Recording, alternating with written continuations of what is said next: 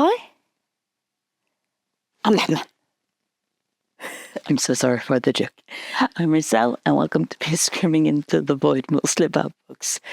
That's such a bad joke.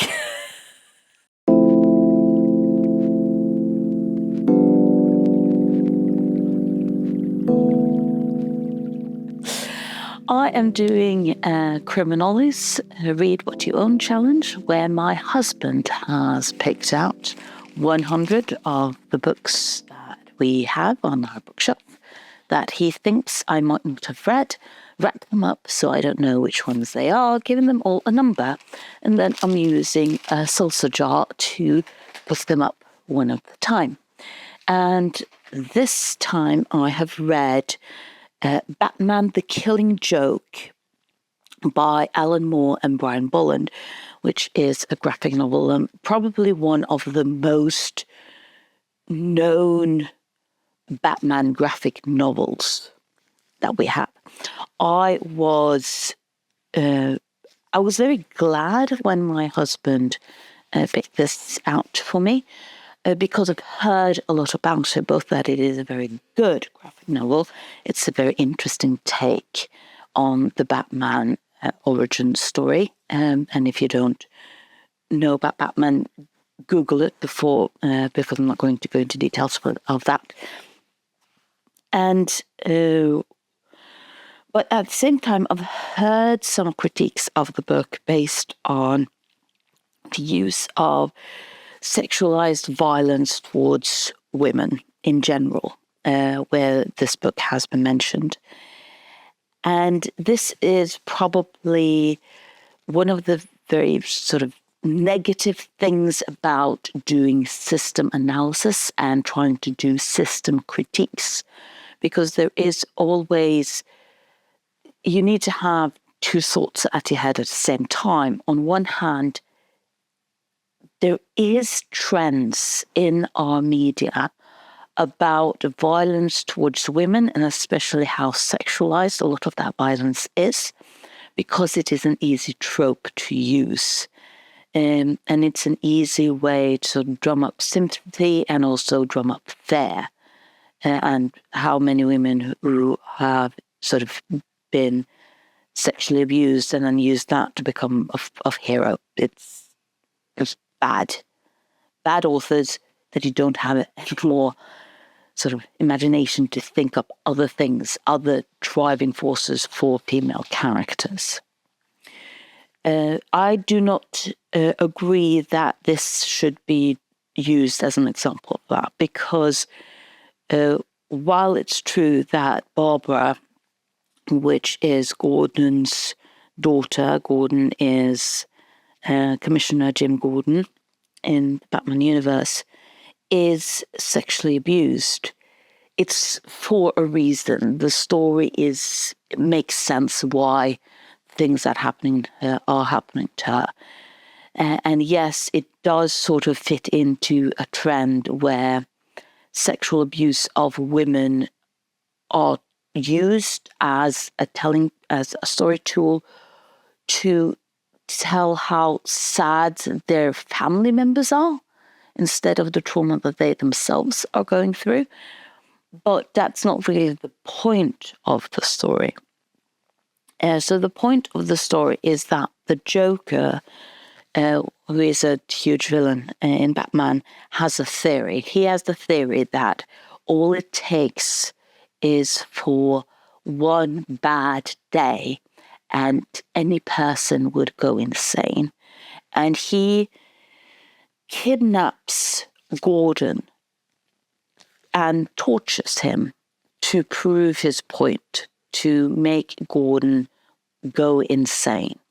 And the abuse that Barbara that suffers is a part of the torture of Gordon, which just has to do with him being a parent, not necessarily about her at all. If he had a son, then his son would have been tortured and sexually abused. Because when you're a parent, nothing sort of hurts more than things happening to your children. at least not in sort of the common narrative of it. So I think that the way that is used it's okay. I would think that you can absolutely have a book like this where this is a part of the narrative due to the fact that you are testing Gordon. That's the point of the book, to test the limits of humanity and still be aware and be able to critique the system as a whole for the way violence against women, and especially sexualized violence against women, are being used as story tools. Both things can exist. Please tell me both things can exist. Otherwise, we have a problem as a human species. But going back to the story, so the story is about one bad day, and there are then 3 people who are being tested on this theory. And number one is that we have Gordon, who is being tortured by the Joker. We also have the Joker's origin story, or as Brian Bolland describes it in an essay he writes in this book, one version of the origin stories. It's not the main sort of definitive origin story of the Joker, and I like that. I like the fact that yes, this is one of the stories. Maybe that's the version of the story that the Joker is thinking of while torturing Gordon, but it doesn't necessarily mean that it's the origin story. In addition to this, you also, of course, have Batman, who's also having one bad day in regard to sort of people being hurt because of his enemy. So he is very well aware that the reason why Gordon is picked, why Barbara is tortured, is because of their connection with Batman. And the book starts with, of course, Batman visiting Arkham Asylum to talk to the Joker, to figure out, is it possible for us to sort of deal with the situation between the two of them where one or both don't end up killing each other. So what Batman is sort of being questioned in regard to his one bad day is, of course, his ethos. You should not kill people. You should put them away because you should do things by the book. And of course, that is sort of being tested here. And also in regard to what is being claimed is a kind of a ambivalent ending. I can't really understand how it's ambivalent, but that's another discussion. And what I really enjoyed with the sort of theme of one bad day to make us all insane in regarding to Batman is, of course, that's Batman. That's the mythos around Batman. Why is Batman Batman? Because his parents were killed. That's one bad day in his life as a kid. And I'm not saying that that isn't an impactful, horrible event to experience as a child. But it's one day. We're not really talking about the mythos around Batman in regard to the consequences of growing up without the parents, or if something else happened in regard to losing his parents. No, I lost my parents, ergo I am dressing up as a bat and catching insane people and putting them in an asylum. So Batman himself as a character does sort of prove the Joker's theory correct in regard to this one bad day. All you need is one bad day. I think that it's implied in the ending about everything that happened to Batman, even if Batman himself doesn't really reflect on it. And that's, of course, one of the good things about a good graphic novel, especially a short one, where we as a reader get to think and reflect about the connections, about this one bad day and a lot of drugs. So, and I enjoyed the artwork. I thought it was interesting. I liked the splashes of color, because in the flashbacks for one of the Joker's origin stories, you sometimes have these splashes of color in an otherwise black and white pictures. And I think that makes the pages pop in a very interesting way, even if it's not always clear why these splashes of color. Why is her dress in pink? One of the scenes where I think that this was used very well is in this one, where he is. I'm not going to spoil anything but here you can sort of see that they are talking, and there is this focus on the shrimps and the hat. And there I think it worked very well. The symbolism worked very well. So I'm glad I read it. I thought it was going to be more horrific. I thought I was going to be more emotionally influenced by it. It might be that because I knew what the story was about, I was prepared, so I wasn't really shocked by it.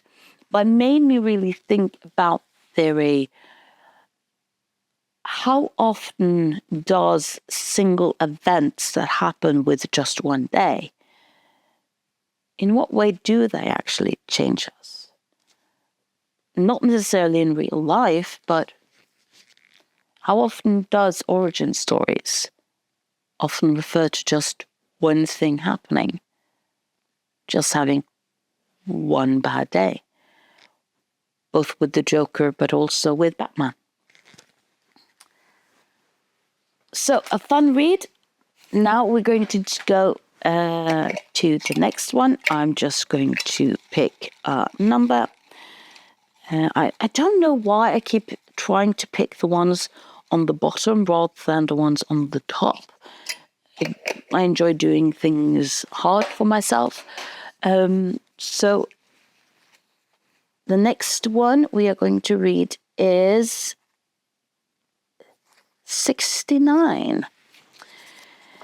And this one is, I think, luckily on my trolley, so I don't have to move around in my huge book bag, because it's a bit unorganized at the moment. So here we have 69.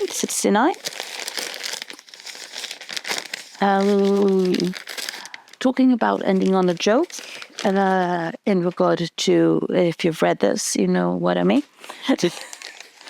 Starting with a bad joke, ending with bad jokes. I can only apologize. There were some very bad jokes in this one. The ending the last one I very much like. But that's the point. I get why there's so many bad puns, because that's sort of the calling card of the Joker. He's a bad stand-up comedian. And the next one I'm going to read is Philip K. Dick, A Scanner Darkly. So I have read some Philip K. Dick. I've read one Philip K. Dick, Do Electric Sheep Do Robots Dream of Electric Sheep? The one that turned into the film Blade Runner.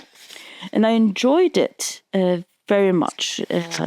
I'm in a sort of a sci-fi mood at the moment, where I'm enjoying reading the more classic sci-fis that take absolutely forever to read because it's so slow and meticulous, but where you enjoy practically every second of it. So this one, I'm just reading on the blurb here. Cops and criminals have always been interdependent, but no novel has explored that perverse symbiosis more powerful than A Scanner Darkly. Bob Arctor is a dealer of the lethally addictive drug called Substance D. Fred is the police agent assigned to tail and eventually bust him. To do so, he has taken on the identity of a drug dealer named Bob Arctor. And since Substance D, which Arctor takes in mammoth doses, gradually splits the user's brains into two distinct combative entities, Fred doesn't realize that he is knocking on himself. I hope I've not just spoiled the book for myself or for you. I was just reading off the blurb. It does seem very much in Philip K. Dick's to write about something like that, but I'll let you know what I think. And thank you for listening to me screaming into the void, also when I'm doing bad pants.